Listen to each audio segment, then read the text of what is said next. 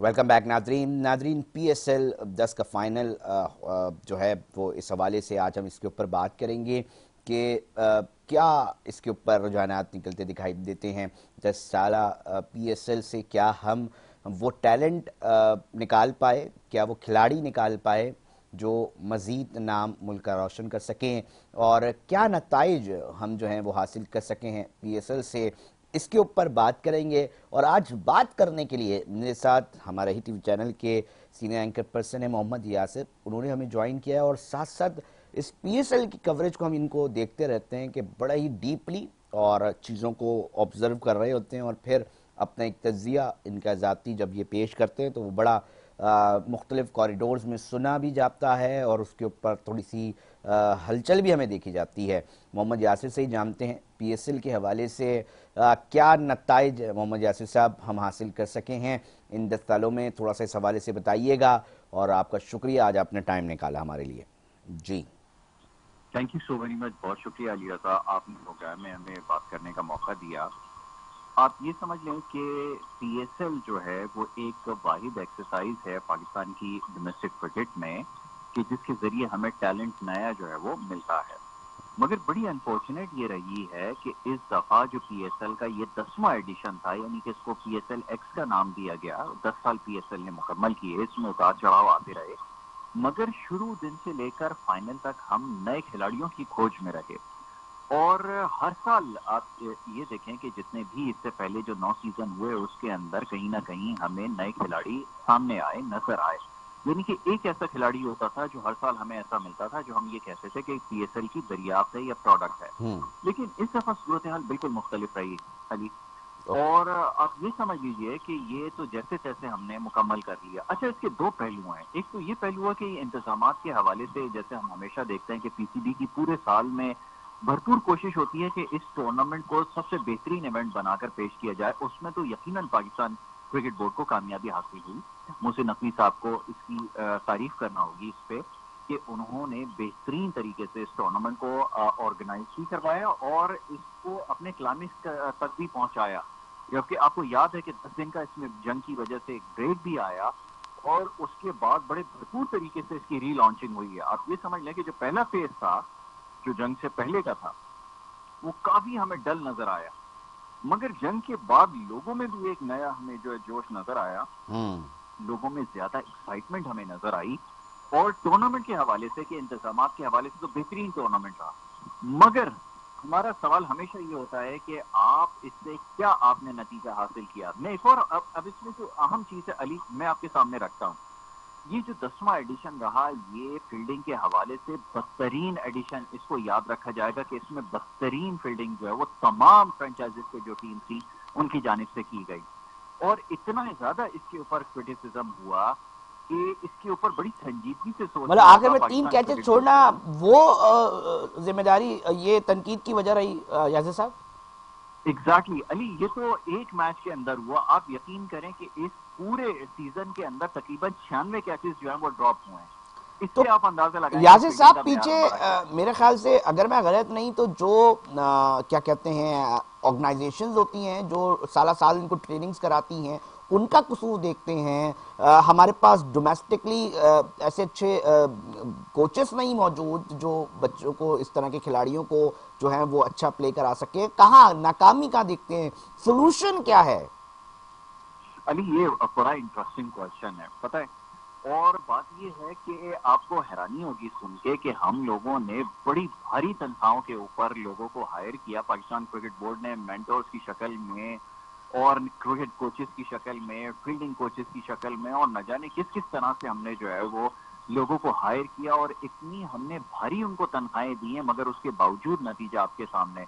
इसमें सबसे ज्यादा जरूरी ये होता है अली कि जो इंडिविजुअल है, जो प्लेयर है, उसको खुद मेहनत करना होती है। यहाँ पे हमें ये नजर आया है, मैं ये समझ पाया हूँ कि साइम अयूब एक क्रिकेटर हैं जिनका इस वक्त ताल्लुक जो है वो पेशावर ज़ल्मी से है। वो इसके लिए उन्होंने खेला और उनको एक बड़ी सीरियस इंजरी हुई है फील्डिंग के बीच में। उसके बाद से मैंने ये देखा कि फील्डर्स जो हैं वो थोड़ा सा रिलक्टेंट हमें नजर आ रहे हैं फील्ड के अंदर। इस पूरे सीजन में वो चीज हमें नजर आई है जिसकी बड़ी वजह बन रही है कि प्लेयर्स ना डाइव लगाने की कोशिश कर रहे हैं, نہ فیلڈنگ کے اوپر ایکسٹرا ایفرٹ کر رہے ہیں کہ وہ نہیں چاہتے کہ اتنی سیریس اور کریٹیکل انجری ان کو ہو. تو یہ وجہ ایک ہو سکتی ہے. بٹ دیکھنا یہ ہے کہ آپ کا کرکٹ کا معیار کہاں جا رہا ہے, یہ ہمیں سب سے زیادہ دیکھیے پورے میچز کا اگر میں اس کو سمرائز کروں تو اسٹارٹ سے لے کے فائنل تک, فائنل تھوڑا سا انٹرسٹنگ ہوا مگر اس کے علاوہ جتنے بھی میچز تھے وہ کمپلیٹلی ون سائیڈڈ رہے. بہت تھوڑے ایسے میچز تھے کہ جس کے اندر ہمیں کمپیٹیٹو کرکٹ دیکھنے کو ملی. اس کے علاوہ ہم جو نئے ٹیلنٹ کی بات کرتے ہیں تو نئے ٹیلنٹ کو ایک تو پوری طرح سے موقع نہیں دیا گیا, اور جن کو موقع دیا گیا محمد یاسر صاحب, میں آپ کی نا پوری بات سمجھ رہا ہوں, جو دیکھنے والے یقینی طور پہ وہ بھی اس کو سیکنڈ کر رہے ہیں.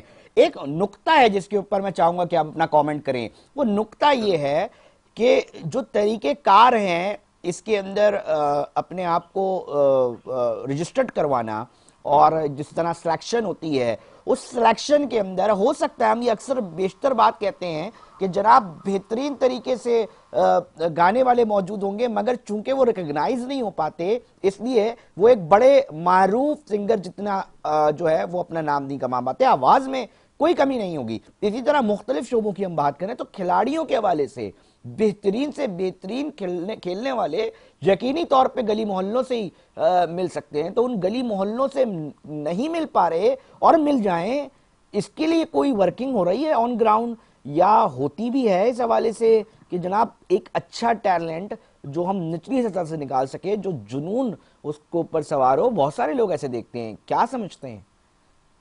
علی رضا, یہ ایک بہت ہی آپ سمجھیں کہ $1 ملین کوشچن آپ نے کر لیا. دیکھیں یہ جو فرینچائزز جتنی بھی ہیں ان سب کی یہ ذمہ داری ہے کہ وہ نئے ٹیلنٹ کو تلاش کریں, گراس روٹ لیول کے اوپر جا کے ینگسٹرز کو موقع دیں. مگر ایک سوائے لاہور قلندرز کے اور کوئی ایسی فرینچائز نہیں ہے جو اس کے اوپر کام کر رہی ہے, جو ینگسٹرز کو تلاش کر رہی ہے, موقع دے رہی ہے, انہیں سٹار بنا رہی ہے.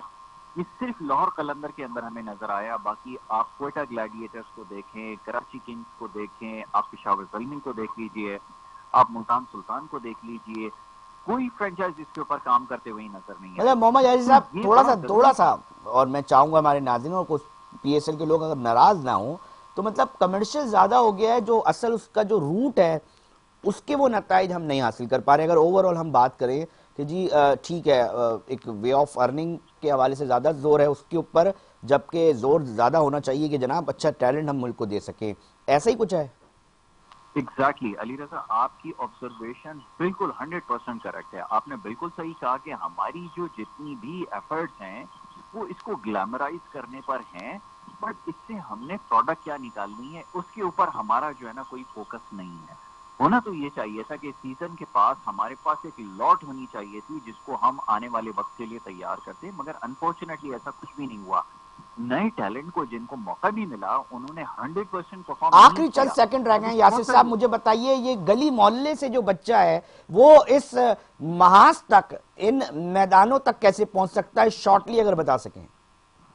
اس کے لیے میں آپ کو بڑا شارٹلی اور بڑا میں آپ کو اسٹریٹ فارورڈ ہو کر بتاتا ہوں کہ اس کے لیے آپ کے تعلقات جو فرینچائز کے اونر ہیں اس کے ساتھ ہونا چاہیے.